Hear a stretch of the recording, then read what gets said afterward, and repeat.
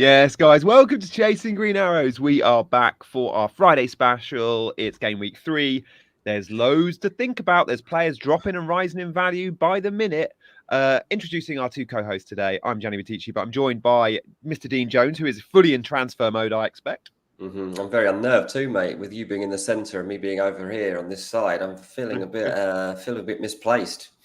I like it. I'm loving our new graphics. And Big Man Backer, Big Man, is it a big day for you, or is it quite a chill day for you today with your transfer plans? Cheers, Gianni. Hi, Dean. Hello and welcome to all listening viewers. It's a chill day for me, thankfully, so far. But knowing how it generally works, some sort of bomb will drop before tonight, and I'll be back to sort of deciding what to do with my team once again. But yeah, thankfully enough, I actually made my transfer on Sunday night, and nothing actually significant has popped up since then. So yeah, I'm sort of into international break mode already, semi-international break mode already. So yeah, I'm really not looking forward to any unexpected news dropping before the deadline. Nice. Well, so far, and we will keep you up to date with all the press conference news. So far, we have heard Dominic Solanke is not going to be around. I don't think that's a surprise to many. Phil Foden is still ill. And as we get the news, and currently as we're speaking, loads of managers are speaking in press conferences. So we'll keep you up to date, as well as any big transfer stories from the world of football.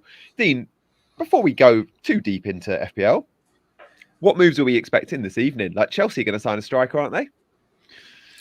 Well, let's see what they do, mate, because at the moment, both of their targets, Ivan Toney and Osimhen, are both going to Saudi. So to the same club. To the same club, yeah. So yeah, Bobby Firmino looks like he'll be moving on, and he'll make space for them to make that happen.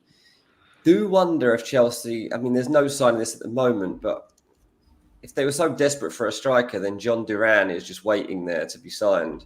Obviously, they've had interest. West Ham have had interest. Wouldn't totally surprise me. I mean, it's not one that's been spoken about today, but on a day like this, you always get asked, like, what's the surprise one that could crop up? And yeah, Chelsea going for somebody like that wouldn't totally surprise me. It's Jadon Sancho's the most ridiculous one of the day that we might see. A player that obviously Chelsea absolutely do not need, but their thinking will be if we can get rid of Raheem Sterling and his 325 grand a week and long contracts, and we can get Jadon Sancho in for, I don't know, whatever it ends up being, 200 grand, then we save some money. But you owe Raheem Sterling £70 million, so I'm not sure that's such a good idea. And Raz is not happy about this. He's not ready to go quietly, and I don't blame him really. Like, Chelsea can't just have things all their own way all the time. But Sterling to Arsenal, I mean, that's obviously one that's being talked about, and that is genuine. It has to be a very agreeable one for Arsenal. I think a loan, personally, is going to have to be what happens there. But if Chelsea end up paying a significant portion to Sterling, and if he's willing to take 150 grand a week at Arsenal, and that could happen. So that's reasonably interesting. ISG said any movements on Nico Williams? No, that one to Arsenal not happening. Didn't really show enough interest in it coming through. And we talked a lot in this market about market opportunity, and that's kind of what Sterling is to them at the moment. It's a player with winning pedigree. It's somebody with great experience. It's somebody who gives you another Trossard-like option. I don't think he's going to go there as a main starter, but it would be interesting. Neil says DCL to Chelsea. Look, it wouldn't surprise me if Calvert-Lewin left Everton today. Newcastle and Chelsea, the only two potential spots for him. So, yeah, we'll wait to see. Maybe I'll have a Newcastle or Chelsea striker by the end of the day. Big Man, what do we want for FPL in terms of moves? Like, from all the rumours and the Sterling links, the Sancho links, Chelsea a new striker, is there any of those moves where we go, oh, that'd be really good for FPL? Because I feel like if Chelsea were to sign Osimhen or Toney, that's probably the biggest one where we go, oh, we could get a 7.5 million Toney up front for Chelsea. It would be a good pick, right? I think the big one for me is that Ivan Toney leaving to going anywhere so that I can get Brian Mboma back. I loved owning him last season, and I'm looking forward to having him again this season.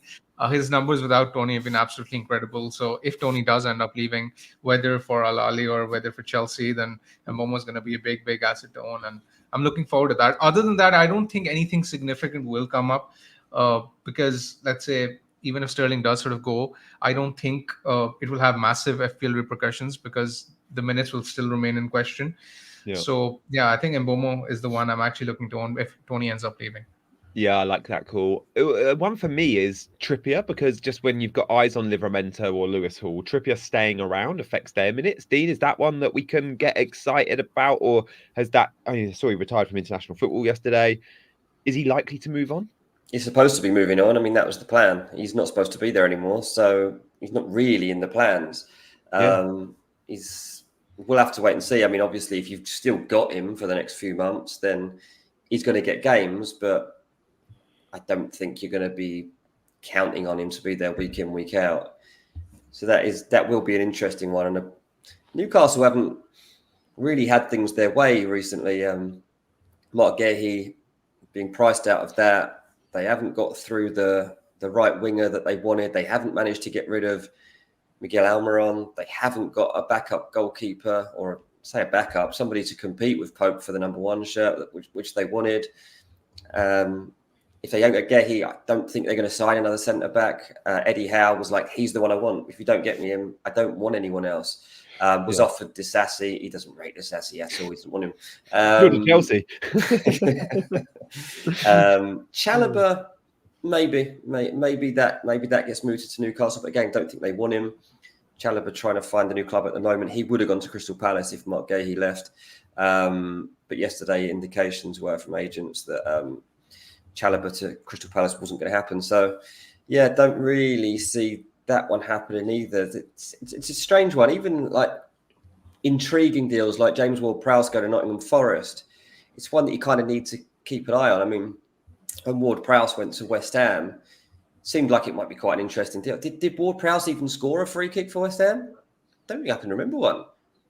Like, no, I don't remember. It's been ages. It's been ages since he scored a free kick. I don't think he scored a free kick for West Ham. I think he would have. I think he would have, but it's something which is escaping my memory. Yeah, I honestly don't know if he did, but yeah. So again, that's not going to be someone that we're going to be rushing out to go and sign. So I think it's probably as it is for most of us, man. Yeah, nice. Guys, welcome to all of our new listeners and viewers. We have got a bit of a raid going on from Holly Shand. Holly, thank you so much if you're watching. I'm sure Holly's probably not. She's just said goodbye after a 2-hour stream. But I sent her a text 20 minutes ago and was like, if you fancy raiding Chasing Green Arrows, we'll love you forever. So we'll repay the favour at some point. But Holly is there. There we go. So, hello, Holly. Cheers, Holly. Yeah, Holly's press conference streams are amazing. She goes live around similar time to us, usually a bit earlier than Chasing Green Arrows on a Friday. So you can watch both. You can do the live stuff with Holly around 12:01, and then when we're on at 2 onwards, you can tune into CGA. So thank you to all of our new viewers. If you fancy, thanks Nigel. If you fancy hitting that like button to show support for this stream, but also if you're new around here and you've never watched Chasing Green Arrows, you'll see lots of me and you'll see lots of these two as well. So we do 3 streams a week: Mondays, Wednesdays, Fridays. Chasing Green Arrows. It's pretty much all lives at the moment, and we want to be here to interact with you lot. So please do hit that subscribe button if you're new around here. In today's show, we are going to be looking at our 3 teams, and boy, have I got a big dilemma. I'm recording live from the Premier League. Dean is in San Diego and he's our transfer man. Dean from the world of transfers. He's Give Me Sports transfers guy. He's got a very busy day ahead of him. And we got Big Man Backer in the house all the way over from Pakistan. So we are spread all around the world on this stream. Big Man has finished 4th in FPL before. Yeah, so you're in good company. You're in good company. We do have a super chat from Jake Pond. We'll answer that before we get to our teams. So Brentford, Brighton rotation for the season. Big Man, I'll come to you. Vissa and Pedro or keepers. Thoughts? What do we make of the Brentford Brighton rotation? Is it good for forwards? Is it good for goalkeepers? Yeah, I mean, I looked into it. I think it's actually relevant for people who are wildcarding this week, especially for the goalkeepers, because Roser sort of mentioned that he does not intend on rotating Steele and Verbruggen. And it appears that Verbruggen is likely to be first choice. And if Verbruggen is first choice, he rotates very well with Flecken. So I like that rotation. If you can afford to spend the extra 0.5 million, I love it. João Pedro is a good pick. I mean, I think I would definitely have him, let's say, if I was on wildcard this week, simply because of the fixtures and what he offers. But who would you buy from Brentford? I mean, to rotate with Pedro. Wissa's an all right shout, but I'm still not convinced whether he's the best third forward to own. I think at a similar price, there are other alternatives as well. Muniz is another one who's sort of popular. Armstrong hasn't really delivered so far, so it's sort of tough to big him up so far. But there are other options than Wissa. I think Wissa is probably a wait and see. I'm actually sort of curious to see him develop in the weeks to come, because Thiago is injured as well, right? So his minutes should be relatively secure. That's something which is important. But I still think Mbomo is the talisman for Brentford. So yeah, I think if I was looking to have two attackers, I think Mbomo and Pedro are the ones. But I love the goalkeeper rotation. I have to say, I think this is a really good pick for this game week. I mean, I think that Brentford at home to Southampton is a fixture that, if you've got the luxury of being able to target one right now, then that's the one I'll be looking at. Southampton don't have a good record, well, in the Premier League right now, but also in their away games at Brentford. They've won just one of their last 9 games when they've gone to Brentford. And Vissa's in really good form. He's been involved in 6 goals in his last 7 Premier League games. I really like him. I think he's a good pick for this week. Was he 6.1? So he's kind of solving that problem that we've got at the moment of picking that third forward. I think that Evan Nielsen is also a decent pick for this week if you're looking for someone a little bit different, away from the likes of João Pedro or Muniz or whatever. But yeah, I do think that this is a good pick, because I think Brentford beat Southampton this weekend. Yeah, it's a good entry point, really is. Guys, we will get to our teams. If there's any breaking news in terms of transfers, in terms of press conference quotes, we will bring them to you first on this channel. So stay tuned for the next 45 minutes. We're going to get through our 3 teams. I feel like Dean's going to be making a transfer. I know what Big Man's plans are, but it's definitely worth seeing his team. And I am all over the place. I've gone on the FPL show this morning. Sorry, it's got a different name. It's now called the Fantasy Show. And I said I'm going to roll, and I'm just going to carry Nkunku. I'm just going to carry Solanke. And the more and more I thought about it, why? Well. Now I think I got to react. What are you doing? Yeah. I saw you. Let's have a look at our teams. I'll talk through my. Gianni, let's start with yours.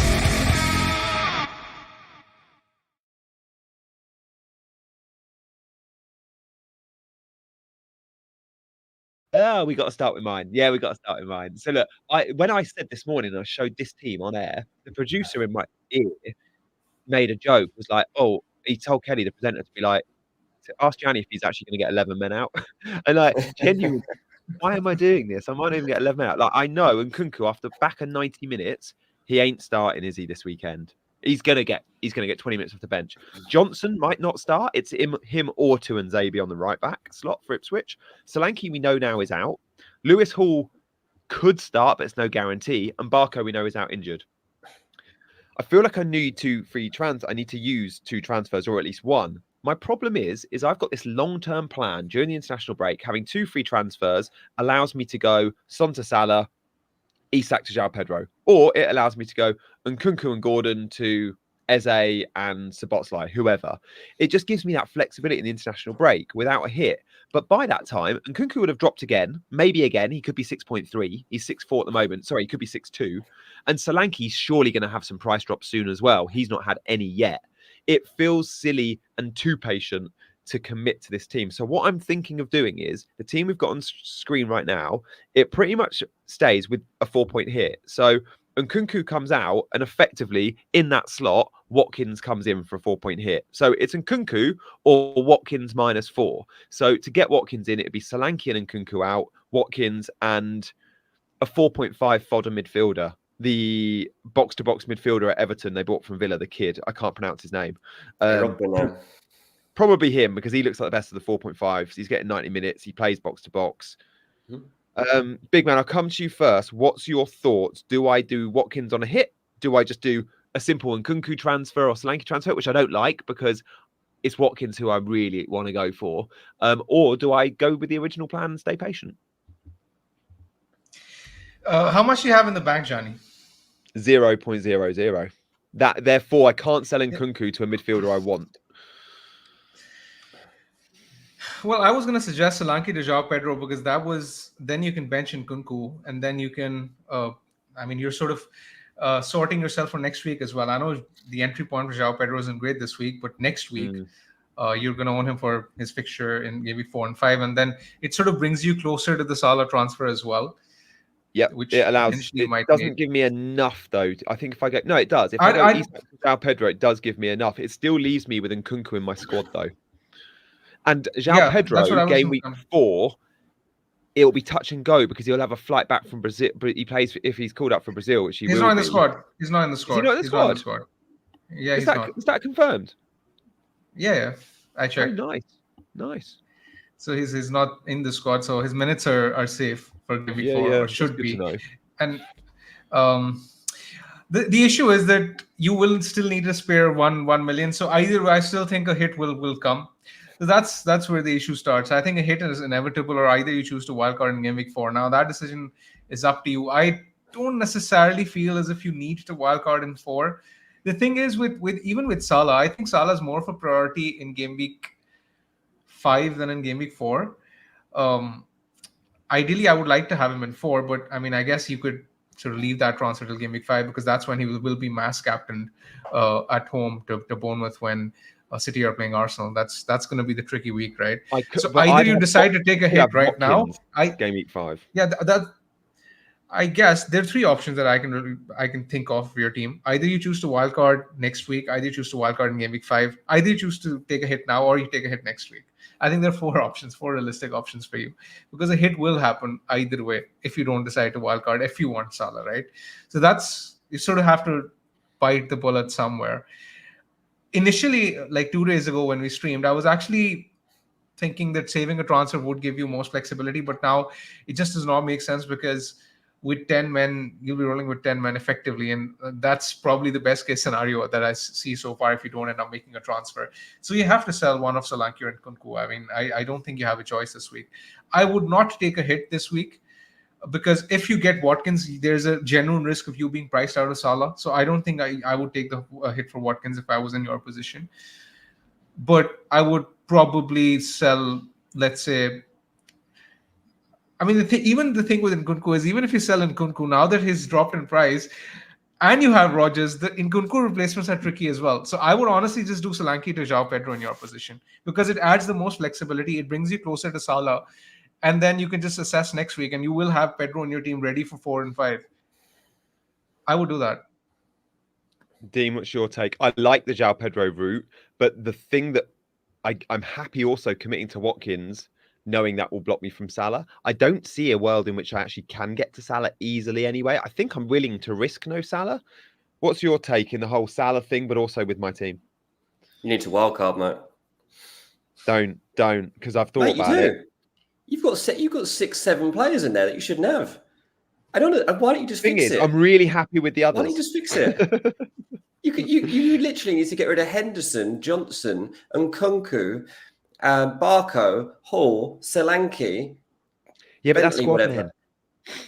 That's 7 players that you could move them around and into better players because you've. If I wildcard, I'd probably only keep 5 of them, 6 of them of the 15. Dean, I'd like to play devil's advocate here. Why I didn't recommend a wildcard for this team this week is because if Gianni wildcards this week, he will probably load up on Arsenal and Brentford because they have the best fixtures this week, and then they're playing Spurs and City in the next 2 weeks. So in that sense, this is not exactly the week to wildcard because the fixture swings aren't apparent. But if he goes next week, let's say game week 4 or in game week 5, the team will look vastly different to what it would be if he was wildcarding right now. So that's my take. I think he can put up a respectable team with just free transfer this week, 1 free transfer this week, and then potentially have a very strong team on a wildcard next week. I also like Newcastle and Spurs. And I think Newcastle Spurs with Son, Gordon, Isak, and potentially Lewis Hall. I think that game's got goals. And I actually, if I was wildcarding, I wouldn't have those players. So yeah, I get it. I probably should. There's an argument to say you should wildcard, but I am 0% going to wildcard. And I had thought about it earlier in the week, and there's an argument to say I should do it. But yeah, I'm not. My options are, I still think, despite both your recommendations, for me, it's either roll still or go down the Watkins route. I do think the João Pedro Yeah. one's got legs as well. But let's just talk about Ollie Watkins, because no one's talking about Ollie Watkins, really. Watkins' next 4 fixtures, he plays the 4 weakest defences so far in the Premier League. Leicester, Everton, Wolves, and then after that, it's again at the 4th fixture is really good. Who does he play?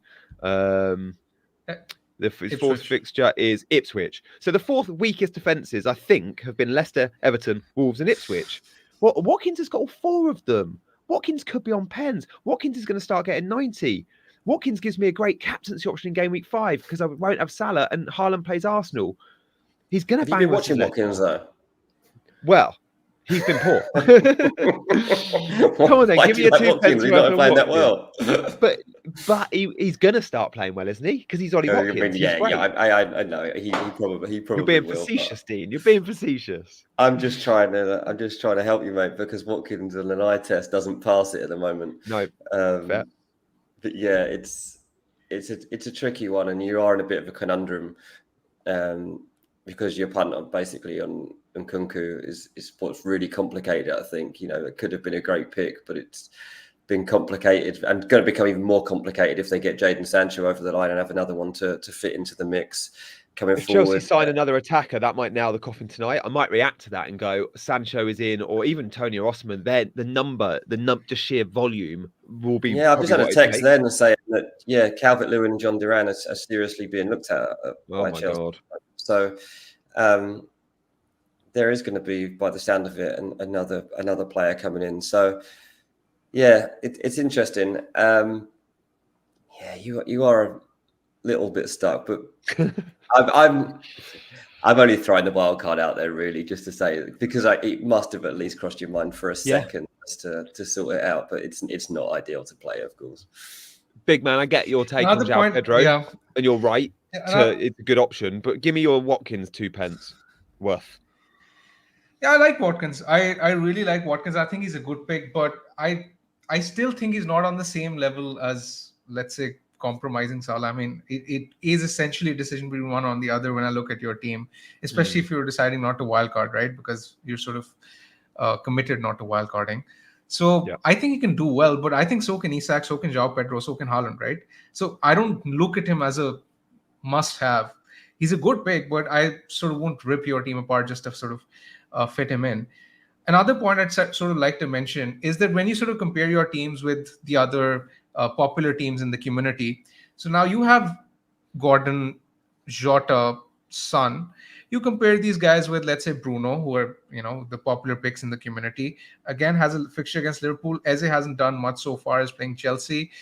I guess the only one which you sort of don't have, which is popular, is João Pedro, and João Pedro even doesn't have a good fixture this week. So I mean, it's not as if the teams you're up against have great fixtures this week anyway, right? So I don't see the upside of wildcarding right now when the other teams you're competing against are, they don't really have massive upside this week either, right? So you've got to sort of compare in relative terms. Why I was suggesting Pedro was because it adds maximum flexibility. Because currently you're sort of in a state of flux where you're not really sure what to do.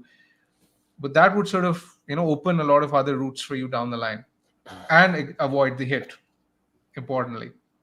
Yeah, no, it would. I mean, if I did that 4-point hit to Watkins, I could next week, again, this is drastic, but I could still go Isak down to João Pedro, Son to Salah. It would mean another hit, but it wouldn't completely block me from Salah.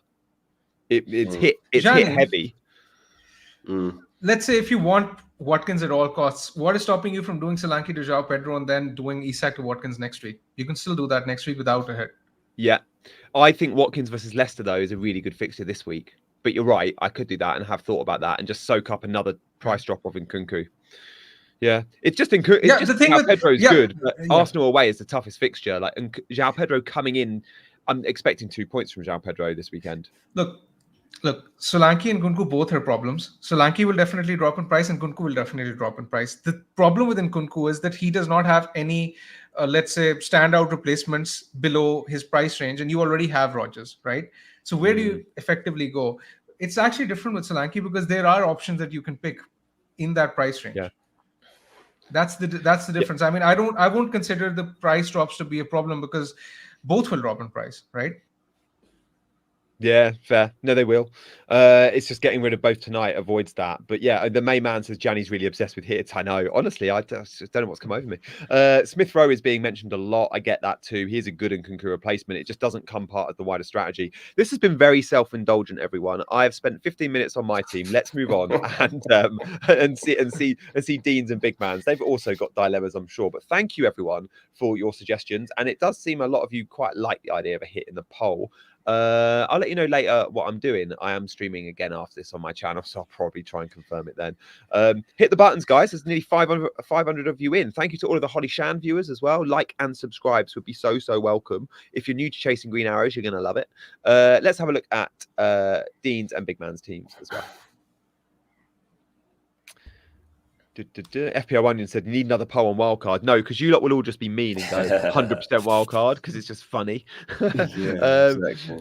Dean, tell us where you're at in terms of free transfers, money in the bank, what your plans are? So I already made my transfer. I ditched Minte of Brighton and brought in Rodgers at the start of the week.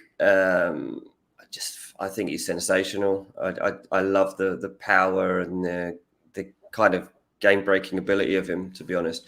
And Leicester, I watched last week against Fulham, and they're poor. Leicester are not a good team at the moment. Fulham's made hard work of it, I would say, but I don't think Villa should, because I think Villa are, they've got all the makings of having another good season here. So yeah, I bought Rodgers in early doors to make sure that I got him before the rise. So that's where I've gone. Obviously, I've got Chelsea's new striker up front as well, Dominic Calvert-Lewin. So you're on mute, but I guess you're probably saying that he's not going to be playing in time for this. Sorry, yeah, 5.9 million Dominic Calvert-Lewin, amazing. If he's up front for Chelsea, yeah. So David Ornstein has just tweeted actually. Chelsea waiting for green light from Victor Osimhen before advancing talks with Napoli over deal. Chelsea still hope they will agree to fit team incentive-based wage structure. So he's still saying that Victor Osimhen might sign. Come on. Which is obviously a lot more interesting. I just tweeted actually, like, John Duran and Calvert-Lewin main backup options for Chelsea, not exactly Victor Osimhen style excitement, is it? And it's not, is it? Like, as soon as you go back to thinking Osimhen could be in that team, you're like, it just takes you to a totally different level, doesn't it? And you wonder from an FPL stance what that changes in this game. It changes loads if Chelsea go and sign Victor Osimhen, because one, you might want him, but secondly, all the players around him also become, just more attractive, really, because you know that Chelsea, we already know Chelsea are going to score goals this season, but having an actual proper goal scorer is going to change a lot. I have to say, one thing that I wish I had this week is Cole Palmer. There was a small part of me thinking before I made my transfer, I was like, do I keep Minte and do I go Saka to Cole Palmer? Because he's such a good pick. And the way that Crystal Palace played against West Ham, they're not going to be able to live with Cole Palmer. The kind of gaps that he's getting into, the passes he's feeding. I've got a bit of FOMO around Cole Palmer this weekend, and probably going forward as well. Joe thinks I must be a Liverpool fan. No, absolutely not. Anyway, so yeah, that's the main player I wish I had. I'll be totally honest. I don't think I'll get a very high score this week. I've had a good first 2 game weeks. My rank is like 300 and something thousand. So I'm happy with how things have begun. I'm not actually that expectant this week. And I think my rank will probably drop. But I think that I just have to accept that and just be in a good spot to go in game week 4. And so we'll see. It will be a bit of a surprise to me, because I think I've got a few here that I'm not expecting that good of returns from. Don't particularly like my defence. Calvert-Lewin, he's in the last chance saloon, obviously. I've said all along I'm getting him in for 3 weeks. If he doesn't do it, he's out. He definitely hasn't done it so far, but he has got Bournemouth at home, so we'll give him the last game. I like your team though, mate. I think you're doing yourself a disservice. Short-term pain for long-term gain. But I mean, Rico Lewis, big man. What do you make of Lewis? Because I don't think enough people are talking about him. Like a few in the community, and we're all worried about minutes. But let's just assume he's one of Man City's best players at the moment, which I think is fair. He's had a goal disallowed game week 1. He hit the bar game week 2. He had as many penalty area touches as Haaland game week 2. He's 4.6 million. I think Rico Lewis is a fantastic option. I actually think a lot of people share the same pessimism that Dean is sharing regarding his team this week, because a lot of the fixtures don't exactly look as good on paper. I think actually the game week 3 wildcarders will be sort of looking at their teams with, I assume they must have sort of loaded up on Arsenal. They must have the likes of Palmer, Watkins, and Mboma, all these guys. So their teams will be looking very strong. But those of us who are not wildcarding, our teams don't look as great. So I can see where he's coming from, but I think his team is actually fine. I mean, Gibbs White, for example, I think he can do really well. Rogers too. I think your team is actually looking better than others, mate. Fair enough. You're set for a green arrow. I genuinely think this team Do is you set think? for a green arrow. I don't know. Yeah, I think it's right on the border. I think it could collapse. I mean, it wouldn't take a lot. Someone just mentioned Rodri being back, and does Lewis play? I mean, at some point, I know that Lewis is going to come out of this team. I don't think that he deserves for that to happen this week. I think that Rico Lewis has been sensational, and I'm loving the way he arrives in the box as well. So I'm like right on the border. I'm like, Lewis could not get many minutes here, or he might score at West Ham. So I'm like right at the border of that. Gibbs White, I'm still happy with as a pick, and I'm probably going to stick with him for a little while, to be honest, because I just think that his output's going to improve across this season. I actually don't think Fulham will beat Ipswich. Maybe that's the pessimistic fan in me, but it's very Fulhamish to go and give Ipswich their first Premier League win. But Robinson, I still maintain, will be a decent pick. So yeah, we'll see. We'll see. People in the chat, a few of them might be seeing my team for the first time, and yeah, I'm very much trying to stay away from template picks, trying not to be guided away from what I see this season. I'm really trying to do like a proper eye test, like go with my gut instinct, which is so hard to do. It's so hard to just go with what you're seeing. But Differential Dean. But that is what I keep saying. Like I've gone back to like why I used to love this game. Actually, why I used to be quite good at this game, because I just used to like. Obviously, as a journalist, I was going to like loads more games than I go to now. But I was picking my teams on what I was seeing, and like I was getting so much more satisfaction out of the game when those picks came through. So yeah, I've gone back to being head of recruitment now.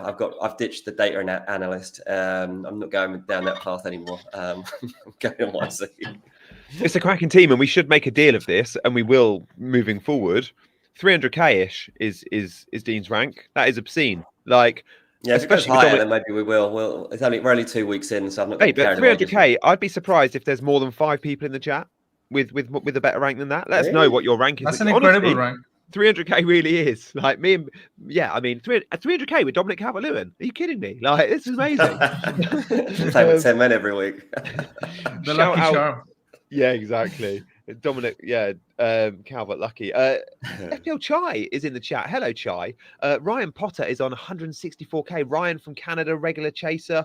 One of my ultras. Fair play, Ryan. That is amazing. Ewan is 140. They're all coming out the woodwork now. Look at them. Zedex, 200k, no chips. Dean's not on a chip either. William Blue Moon 570 is great. We've got FPL Onions at 5k. Okay. There's a fair few of you around 300k as well. Shout out Ice G, who I think used the chip. Joel as well. Rodrev. You guys are amazing. Thank you. We've got over 500 of you watching. So, Dean, just finally, are you... Just remind me, you've made a transfer. Yeah, I made my transfer already. And you're set on captaincy? We haven't. I'm going Haaland. You're going Haaland. Big man's going Haaland, I think. Yeah, I mean, it's just an easy pick this week. I'm kind of just staying with the crowd on it, to be honest. Not sure what we get from Haaland this week, but I'm certainly not backing against him at the moment, given the form he's in. If all of us had Palmer, yes or no's, would we captain Palmer this game week if we owned him? Because I think I would. I would, yeah, 100% would. As I say, I think that he he might be the best player for this game week, to be honest. I just don't know what I'm seeing in Crystal Palace. I don't.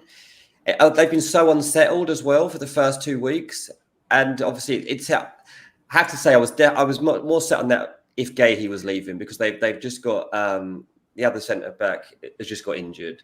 Gahey looked like he was going out the door. Joachim Andersen had just left. They were all over the place, really. Lerma didn't have a good game in midfield the other day, and I was thinking, do you know what? Palmer's actually going to eat him up. I guess that now Gahey is staying, maybe it's a little bit more stable and he doesn't quite rip it up. But I still think he'll get 2 forms of output this weekend in terms of goals and assists. Nice. Yeah, I think it's very close between Palmer and Haaland. I think I would still have resorted to Haaland if I own both, but it's a very close call. I think Palmer could easily end up outscoring him. Yeah. But again, I mean, one thing I'd sort of disagree on, though, is that I still think and maintain that Saka is a good pick for this week as well. So I won't be using a free transfer to sell Saka for Palmer. I don't think there's a significant difference between their. I don't think there's a significant difference between their expected points to probably justify using that transfer. There's not, no, and also like just the fact that Arsenal are a more reliable team at the moment. Chelsea, game to game, you really don't know what you're getting from. You don't get half to half. You don't know what you're getting from Chelsea, let alone game to game. But I've said it a million times. Like Cole Palmer's kind of fireproof. It doesn't matter what's going on around him. He's left undamaged. Is it? he's still going to manage to survive it all. And so, yeah, that is something that I'm slightly concerned about going forward. Though, like, what do I do? Do I just have to accept that because I've got Saka and Salah, I can't have Palmer? I mean, obviously, it's just unachievable, isn't it? Well, we all need Eze, says FPL Mackham, to shut Chelsea down. I love that. I actually think he might. That'll be interesting. Eze, by the way, guys, do not sell him if you own him. He's a great buy this week. Now they've got a forward as well. Now they've got Nketiah. If you look at, if you've watched Palace's games, there's been 3, 4, maybe even 5 times when Eze has whipped crosses in, and there's been no one like within 2 yards of actually getting on the end of it. And Eze is kind of like, okay, lads, are you here? So on top of the fact that he's hitting the woodwork and he's getting good opportunities, he's had no one to stick the ball in the back of the net for him. So yeah, Eze definitely good. And also don't forget the fact that Malo Gusto has been coming inside for Chelsea might leave him a little bit exposed out there. I think that Eze is going to look forward to this weekend. I expect Chelsea to win, but I do think that Eze has got good potential for this game week. Nice, agreed. Okay, guys, we are going to move on to Big Man's team. Let's have a look at how you're set. Big Man also made an early transfer. So Dean went early with Rodgers in. Big Man's also made an early transfer this week. Big Man, talk us through it. Yeah, so I sold Nkunku for Rodgers before the price changes on Sunday. I guess the rest of the team pretty much picks itself, barring no injury, barring no unexpected news tonight. I think I'll sort of roll with this. Again, I'm not exactly optimistic about this week because the fixtures don't look good on paper. But for game week 4 and 5, I think with 2 free transfers, I will be relatively well set. So yeah, it's probably going to be another week of pain, which is incoming. But hopefully things will improve after this national break. Yeah, fair. Nice. You've got Saka and Haaland. Was Saka ever a captaincy option for you this week? Because originally, I remember pre-season when we were looking at matrices and stuff, it was always like, Saka against Brighton is one we could captain. But maybe because Brighton have been so good game week 1 and 2, maybe that's put a few off. I mean, we still expect Arsenal to win and Saka to be good, but Brighton are strong and Haaland has just scored a hat-trick. I think Haaland is probably slightly better when you compare the market odds, etc. But my sort of main reason for picking Haaland over Saka this week is because I want to increase the relative variance of owning Haaland against the non-Haaland teams, and I just hope that he pops off again like he did last week, so that I can increase my gain against the field. Yeah, okay, no, fair. Torrell says, bench one of Eze, Smith Rowe and Rodgers. Thank you for the super chat, Torrell. In NOK, what currency is NOK? Is it Norwegian kroner? Don't know. I would guess so. Yeah, name like Torrell Eriksson, maybe. Bench one of Eze, Smith Rowe, Rodgers. Big Man, I'll let you answer this one. It's tough. I would probably bench Smith Rowe out of the 3. Simply because I think Smith Rowe is the one who's most likely to be subbed early. out of the three. Yep. I think I might do the same. You definitely can't bench Rodgers. He's been a 90-minute man. He's playing Leicester. Yeah. Okay. Nice ones. Thank you, Torrell. That's been interesting seeing your team as well, Big Man. If you want to see Big Man's team and his process in more detail, then every Wednesday around this sort of time, sometimes a little bit earlier, we are talking more on the big questions of the week and Big Man's team selection as well. Also, you can catch me and Dean on a Monday to break down the game week just gone. So we'll be back this coming Monday in a few days' time, looking back at game week 3 with our early thoughts going into the international break. So don't miss that one either. If you're like, I'm watching for the first time, and trust me, with 562 of you in the chat, loads of you are watching for the first time. So welcome to the channel. You're going to love chasing green arrows. 3 streams a week, loads of reasons to hit that like button, but also subscribe to the channel with that notification bell and you'll know every time we go live. But we try and make these as interactive as possible, which is why we're rushing through our teams so we can have plenty of time for your questions later in the show. Don't go anywhere and get your questions in. We've also got this cool feature which we call Against the Obvious, where each week we pick a player and we give you 60 seconds worth of reasons not to pick that player. So yeah, check it out. Hopefully you enjoy it. Let's have a look.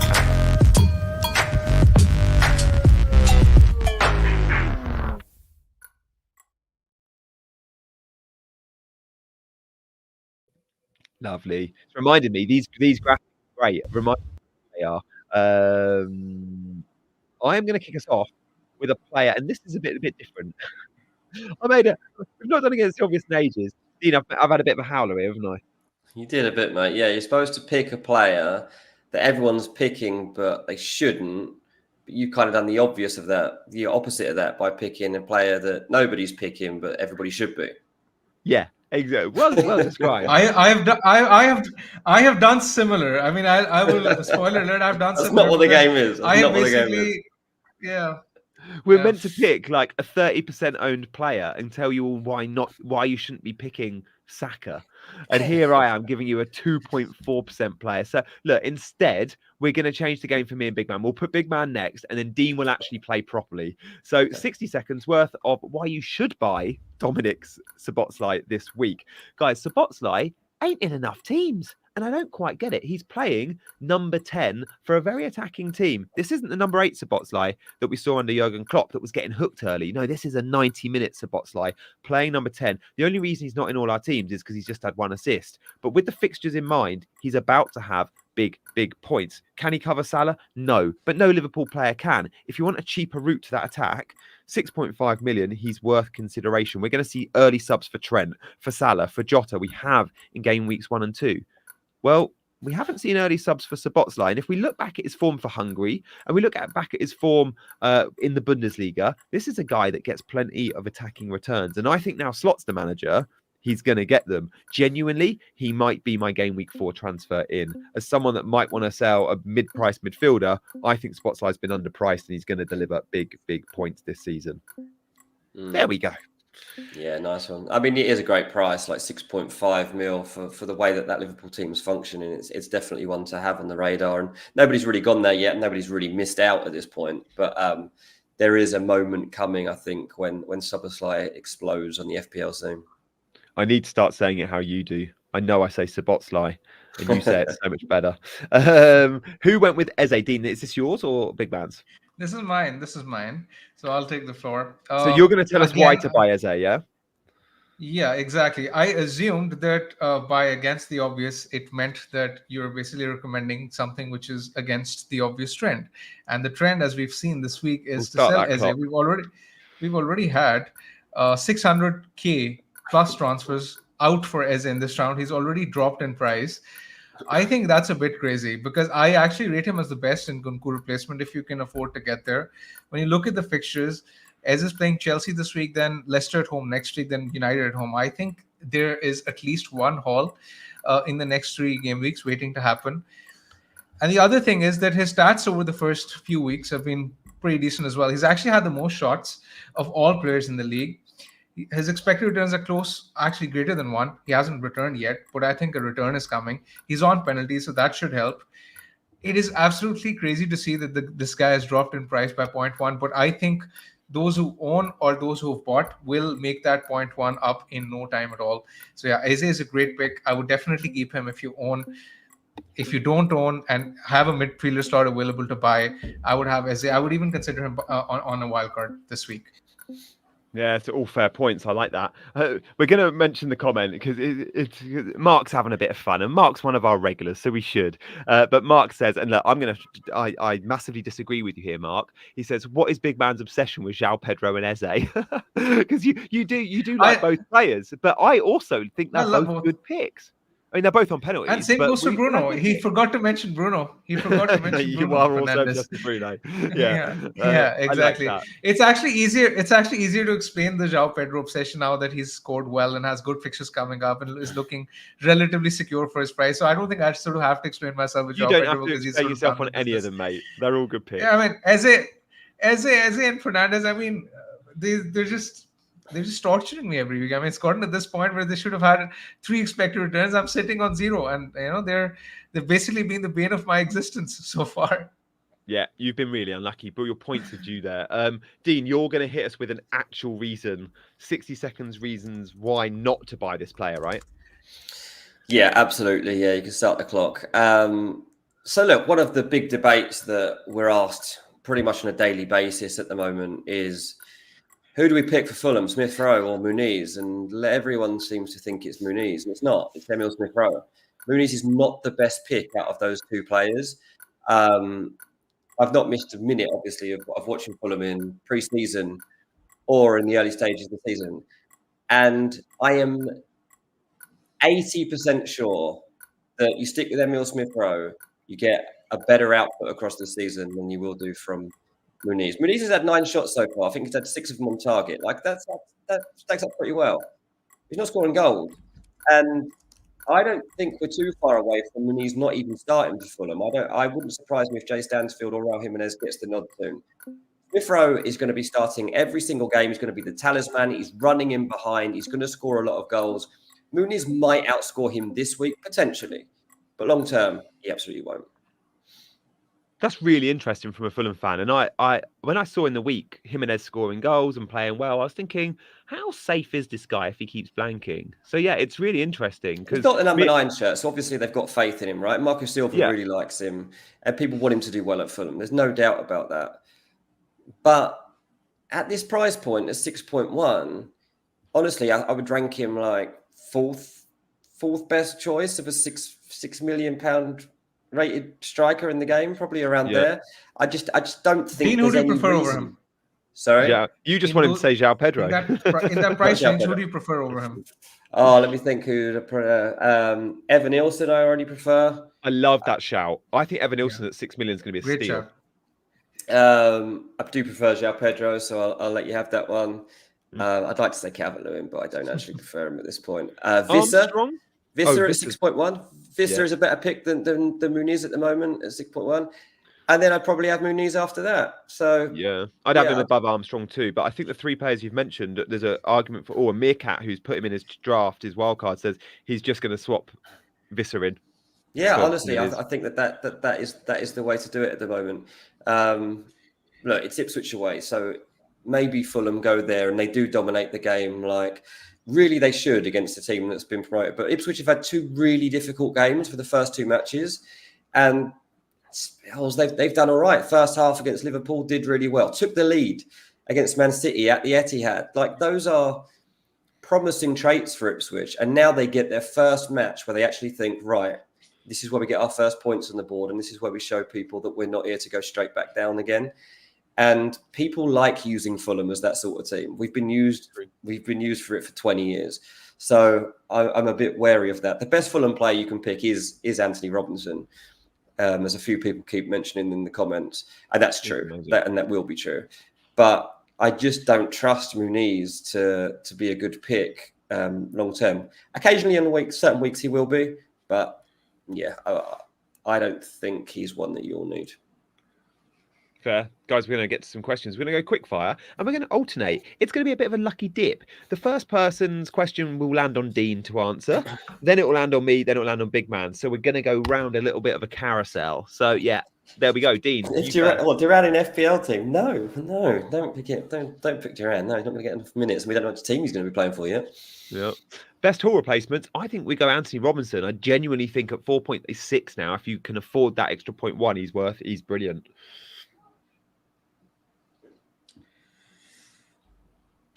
This gives us a good opportunity to say like and subscribe. Our FPL Meerkat is back in. Would mean a double up on Mbeumo and Wissa and no Fulham attack though. I assume this is for selling Muniz. I personally prefer Muniz to Wissa, so I'm not a huge fan of selling Muniz for Wissa. I think I prefer Pedro over Muniz. I think that goes without saying. But I think Muniz is probably the second best striker to own in that price range. I like Evan Nilsson as well, but the short-term fixtures aren't great. So I still think Muniz is probably the second after this week. Okay, that's the issue. This week is fine. They're playing Liverpool in game week 5, and then fine, they also have another tough fixture. Apart from that, yeah, this is for you, Dean. Yeah, Son to Palmer this week or next week. Son and Jota to Salah and Garnacho. Let me just remind myself. We've got Newcastle away. It's got goals though. It's got goals, that fixture. Do you know what? It has got goals. I would wait because you really need Salah coming up. You need Salah coming up. So I wouldn't bother with the Son to Palmer. I would just wait out. You're not going to miss enough on that transfer by missing out on Palmer this week. But by missing out on Salah when everybody's loading up on him could be massive. Oh, one of our favourites, FPL fellas in the chat. He's on Wildcard as well. Loads of you are on Wildcard. FPL Discomforts in the chat. Shout out Kieran. Amad Diallo or Eze to start. Eze all day long. Not even close.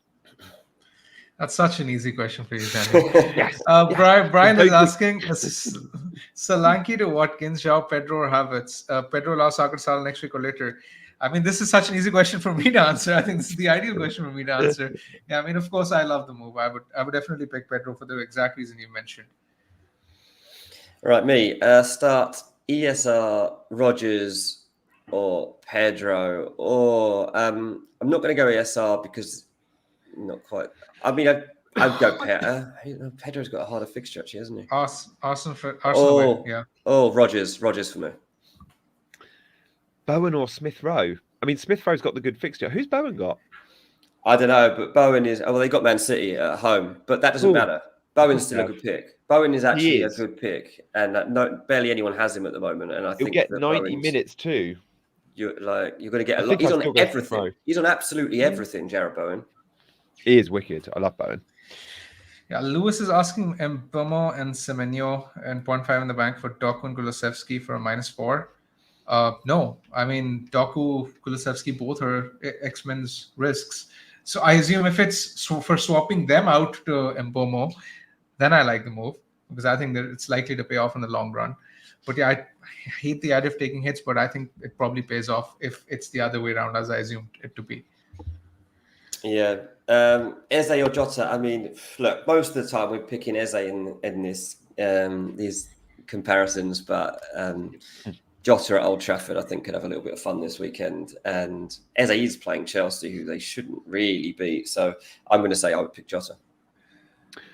Odegaard is a sell. I think he's a sell, you know. Like, I mean, you might have other fires, but I think he's a sell. I don't not think this week. I disagree. This week's a tough one. I agree. I haven't loved what I've seen from an FPL perspective, but it's... Right. Yeah. Do we fancy Arsenal convincingly? Because I think they'll win, but I can see a 1-0 victory. Like, it's a good fixture. I mean, it's not enough to sell Odegaard. I mean, it's not the hardest fixture in the world. It's still one of the standout fixtures. In fact, when you look at the bookmaker projections, Arsenal are actually ranked to score the highest number of goals out of all teams in the league. Are they really? Yeah. Wow. They're really high according to those odds. So yeah, I would definitely keep Odegaard. I don't think he's worth the transfer. The main man is asking Luis or Jota. I would probably go with Jota, but I'm not sure I'd buy one this week, if I'm being totally honest. Yeah, I think this is quite an easy one. Madueke for me. Noni. My question coming up.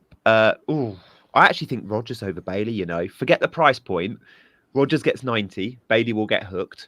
Yes, they're both... Rodgers is Not quite as close to goal as Bailey. Bailey is very high on the right-hand side. But just for the 90 minutes, I think I'll go Rodgers.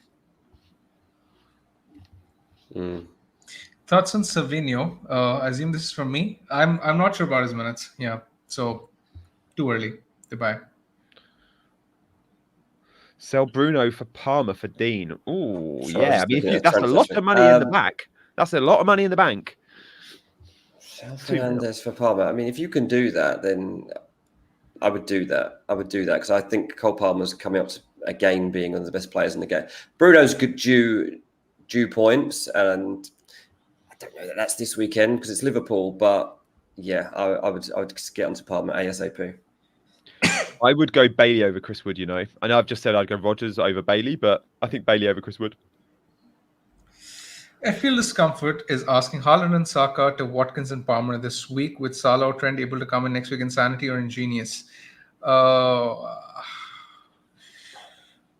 I think it's insanity. I'll be honest, I wouldn't do that for sure. Robertson or Trent. I mean, if you can afford Trent, then you get Trent. I mean, he's playing really well. He's a little bit angry because he was subbed the other day, and he could make United pay for that with a masterclass. Me up next, Jota or Mbeumo. Oh, on the wild card, they would both be in my wild card team. Not gonna lie, they both would be.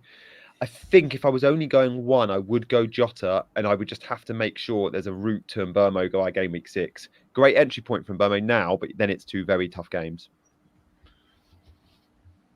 Good questions, guys. Sell Loving Isak this. for those questions Havertz in. or roll the transfer. Roll the transfer for sure. Isak can do really well this week. In fact, he's rated like 46 to 47% chance of scoring by the bookmakers, so that's really helpful. I mean, there's been quite a few people considering this like ditching Isak idea. Like, I hope people do it because it gives us a better chance of rising. But I strongly suggest you don't ditch Isak. If you actually watch Newcastle and you see how Isak's playing, he's just not quite had the through balls to him. Isak will bang soon. What to do with Porro 5.5? You stick with him for now. I mean, loads of people have got him. You're not going to gain that much, I don't think, by ditching him at this point. Guys, got some breaking news. It's not really that interesting. Transfer. I was meant to stream at 7 p.m. tonight, and my hotel Wi-Fi, I've just remembered I'm not in a Premier Inn, I'm in a travel lodge. It's not going to happen, which means my stream at 7 p.m. tonight is cancelled, but I have rescheduled it for 3 p.m. So what I'm going to do is, knowing Holly Shan just did such a generous raid to us, it only makes sense to pass that raid on. So I'm gonna leave Dean and Big Man for 2 more minutes whilst I go, because I can't be on 2 StreamYard accounts at the same time. I'm going to start my live, and I will see you all just for some more Q&A. It's just a Q&A stream. So if you want more Q&A, stay tuned for the next 2 minutes with Big Man and Dean. If you are just joining, don't come over to my channel. Watch the last hour, because I guarantee that was much richer content than what I'm about to do. So watch the last hour on Chasing Green Arrows. But if you have watched the last hour and fancy more loose FPL questions, come over to my channel in 2 minutes. I'll see you in a minute. But Dean and Big Man will close you out in 2 minutes' time. That's all Cheers, right. team. Cheers, mate. Enjoy, Gianni. Take care. Big Man. Let's just end with like a little tip, I reckon, as well. We'll do a couple more. We'll do one more question each, and then just give a tip as to something we both think that people should be thinking about for this week. So, sure. Do you want to take this one, or shall I take it? This? Yeah. You can take this. I'll take the next one. Okay, so is Salah really essential for game weeks 4 and 5? I think Palmer and Robbo could outscore Salah. Yeah. You already own Trent and Jota. Well, if you already own Trent and Jota, then that's slightly different, because you're going to be stacked up. And I understand, and I think that that's why you're tempted to go over to Palmer. And I think that you've got every reason to be thinking that. If that's not your situation, though, then you should be getting Salah. Arnold is asking, best Arsenal defender go for wildcard in game week 6. I think there are actually plenty of options now. You can go Konsa, you can go Pau, you can go with Nedeljkovic. I think I prefer Konsa simply because of the security of starts and because he is very likely to be the best for bonus. He gets fouled a lot, so that's going to help him in the bonus completion. So I would pick Konsa if I was buying one this week. All right, guys, Thank you very much for watching. We'll end with a tip each. Mine, I'll go first. Dean, I mean, all I'll say is just be patient. It's just been 2 weeks so far. It's a marathon, not a sprint. Don't make any hasty decisions. Enjoy the football and enjoy the international break. I would honestly advise, don't even look at your rank till January. That's where it really sort of, that's when it sort of begins to consolidate. It's too early with, lots of variants still to come. So yeah, keep making decisions rationally, and you'll end up rising through the ranks sooner rather than later. Yeah, absolutely. Look, don't ditch Isak. Don't ditch Eze. Like, that's my two big takeaways at the moment, because I see so many people doing this or that are tempted to do this. And I'm telling you that those two guys are not players that you should be getting rid of based on the general performances and things just not quite going their way so far. The goals are coming. So stick with those guys. Thanks for sticking with us for the last hour as well here on Chasing Green Arrows. Go and catch G over on his channels if you want more FPL content. If not, then go and enjoy your weekends. And we will see you on the other side on Monday. Cheers, everyone.